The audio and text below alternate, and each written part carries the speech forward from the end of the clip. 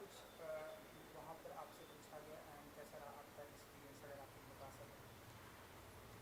कल मैं तकरीबन 11 बजे के आसपास प्रॉपर्टी सेल पर गई थी और लगभग रात के 8 बजे तक पूछताछ चलती रही।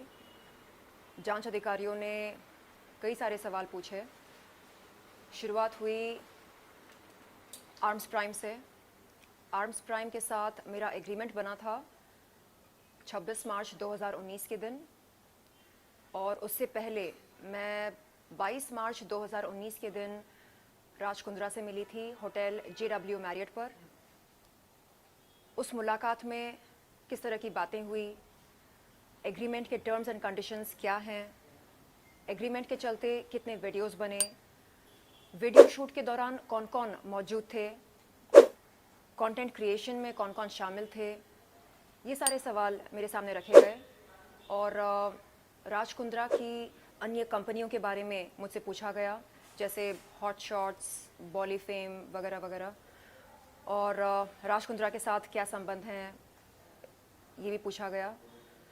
एंड मैंने वो सभी जानकारी जांच अधिकारियों के सामने रखी जो मेरे पास थी राज कुंद्रा के बारे में और उनकी कंपनियों के बारे में। एंड वहाँ से निकलने से पहले मैंने सभी जांच अधिकारियों से ये कहा कि यदि वो फ्यूचर में कभी मुझसे फिर से संपर्क करना चाहेंगे तो बेशक कर सकते हैं, और किसी भी सवाल के लिए वो मुझे फिर से बुला सकते हैं।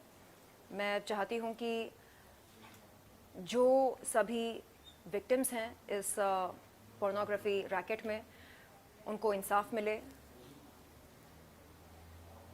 मैंने अभी तक मेरी कोई मुलाकात नहीं हुई किसी विक्टिम से। मैं जानना चाहूँगी कि उनसे क्या कहा गया था, उन्हें कैसे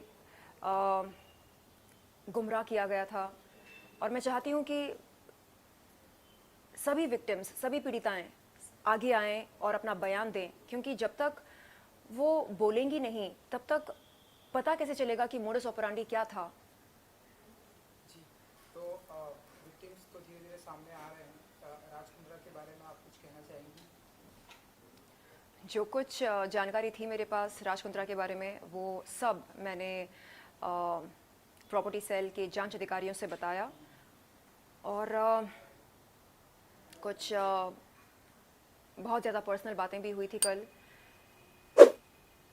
अप्रैल 2021 में मैंने जुहू पुलिस चौकी पर एक शिकायत की थी राज कुंद्रा के ख़िलाफ़। उस शिकायत के बारे में कई सारे सवाल पूछे गए। राज कुंद्रा मेरे घर पर कितने दफ़ा आए, कितनी बार आए और क्यों आए, क्या बातें हुई हमारे बीच में, ये सारे सवाल भी पूछे गए थे। जी, चलिए, तो फाइनली कुछ कहना चाहेंगे अपने फैंस को? जैसे कि हम देख रहे हैं कि धीरे धीरे जो विक्टिम्स है वो भी सामने आ रहे हैं, तो अपने फैंस के लिए कुछ कहना चाहेंगे और लड़कियों के लिए कुछ कहना चाहेंगी जो इन चीज़ों का शिकार हुई? जी, देखिए, जब पोर्नोग्राफी के बारे में मैं कुछ कहती हूँ तो लोग बोलते हैं ये देखो 900 बिल्ली खाकर 900 चूहे खाकर बिल्ली चली हज को। हाँ, 2012 में मैंने प्लेबॉय के लिए शूट किया। हाँ, मुझे बोल्ड कंटेंट शूट करने से कोई परहेज़ नहीं हुआ करता था, लेकिन जब हम कानून के दायरे से बाहर निकलते हैं, जब कानून का उल्लंघन करना शुरू करते हैं, तब हमें खुद से सवाल करना चाहिए कि क्या जो हम कर रहे हैं वो सही कर रहे हैं या नहीं। जिनको पोर्नोग्राफी का शौक़ है वो बेशक करें, देश के बाहर जाकर करें, लेकिन देश के अंदर रहकर देश की भूमि पर यदि आप पोर्नोग्राफी को बढ़ावा दे रहे हैं तो ये कोई भी अथॉरिटी बर्दाश्त नहीं करेगी। तो मेरा उन ट्रोल्स से ये कहना है जो बोलते हैं कि ओहो पोर्नोग्राफी तो हम सब देखते हैं, इसमें क्या बुराई है। अगर आपको देखना हो आप देखें, लेकिन आप ये ना भूलें कि टेलीकम्युनिकेशंस डिपार्टमेंट ने 2005 में सभी पॉर्न वेबसाइट्स पर बैन लगाई थी।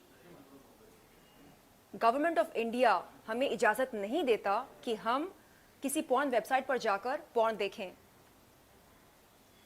तो जब देश का ये कानून है, हम देश में रहकर क्यों इसका उल्लंघन कर रहे हैं, और वो भी इतने बड़े स्तर पर क्यों? तो मुझे लगता है कि उन सभी लड़कियों को जिन्हें गुमराह किया गया, उन्हें शायद बिल्कुल नहीं पता होगा कि पोर्नोग्राफी से संबंधित हमारे देश में क्या रूल्स हैं और उन रूल्स को फॉलो नहीं करने का अंजाम क्या होता है। इसे कहते हैं गुमराह करना, यानी ये बोलना कि नहीं नहीं इट्स ओके, चलता है, सब करते हैं, सब देखते हैं, तो जाहिर सी बात है कि ये गलत नहीं है, ये सही है। जब आप इस तरह की जेनेरिक बातें करने लगते हैं तो ये जो नौजवान लड़के लड़कियां होते हैं जो यहाँ पर काम की तलाश में आते हैं, इन्हें लगने लगता है कि ओके, अब अगर राज कुंद्रा ये बात कह रहे हैं कि ये सब चलता है, इट्स ओके, सब कर रहे हैं, तो गलत कैसे हो सकता है। तो वो इस बात को सच के तौर पर स्वीकार करते हैं। एंड यहाँ से शुरू होता है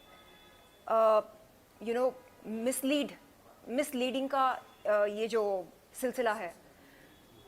तो मेरा उन सभी विक्टिम्स, पीड़िताओं से ये निवेदन है कि आप आगे आएं और बताएं कि आपसे क्या क्या कहा गया था, कैसे आपको अप्रोच किया गया था, कैसे हॉट शॉट्स ने या बॉलीफेम ने या आर्म्स प्राइम ने आपको अप्रोच किया और आपको इस दुनिया में आकर्षित किया। आप बताएं, तभी पता चलेगा कि मोडस ऑपरेंडी क्या था। Thank you so much. Thank you.